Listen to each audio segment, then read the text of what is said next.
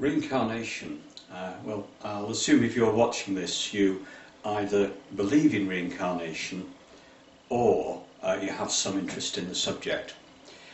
Well, what I'm looking at here is the possibility of redirecting your next birth to possibly a country or location on the planet of choice.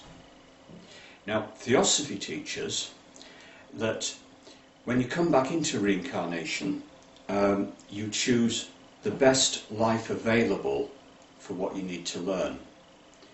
Now, that's great, and I presume the decision is made when the time comes. There are various theories about what influences reincarnation. There's some really quite amazing, wild ones flying about. I mean, I knew a guy who actually believed that you were born 15 miles from where you died. I don't know where he got this from, and I don't know if it's part of any particular philosophy. But certainly I think Scott of the Antarctic might have a problem with that one.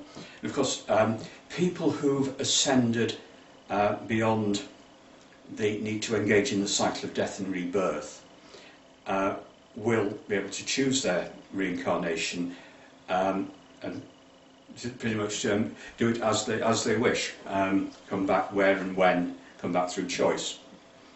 Now, taking it a bit further, the Theosophist Kurapomalaja Jinnarajadasa, who lived from 1875 to 1953 and was the international president of the Adyar-based Theosophical Society from 1945 until shortly before his death in 1953, believed that you could be reincarnated in the country where you died.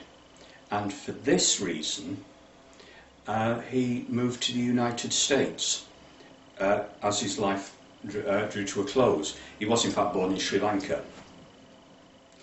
Now, that sounds quite cosy, actually. Move to a country and you're reborn in that country, and if that's your country of choice, that's great. I think that's a little bit too cosy.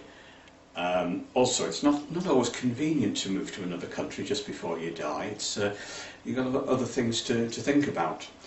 But I think there is some truth in this, in that if you move to a country and you resonate with the energy of that country, then that may have some influence on your rebirth, possibly in that country, also possibly a certain location on the planet.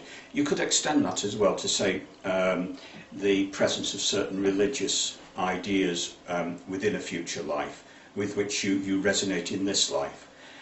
And possibly people are actually, by what they're interested in this life, we say what you think about grows in your life, so it may be what you think about becomes a possibility in a future life. I think that's quite tenable.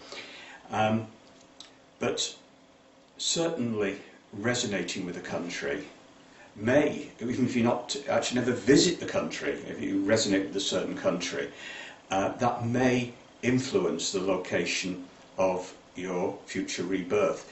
But I think this resonating with the country is important. If you take Rupert Brooke's poem, The Soldier, in which he talks about a foreign field which is forever England, because that could be any country, but you say you clearly are not resonating with the country in which you died, so probably you would be probably resonating with your country of origin if you had no affinity with anywhere that you actually went.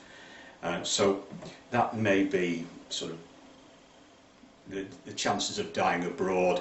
You may actually be reborn in your home country because you had no affinity with the country where you died. So anyway, there we are. There may be a level of choice. Kurapomalaja Jinnarajadasa certainly believed it, and he went to a lot of trouble, I think anyway, to ensure or to open the possibility of reincarnation in the United States by moving there shortly before his death. Not convenient for everybody, but it may be possible that resonating with something in your life will bring it closer in a future life, or bring the certain possibilities closer in a future life.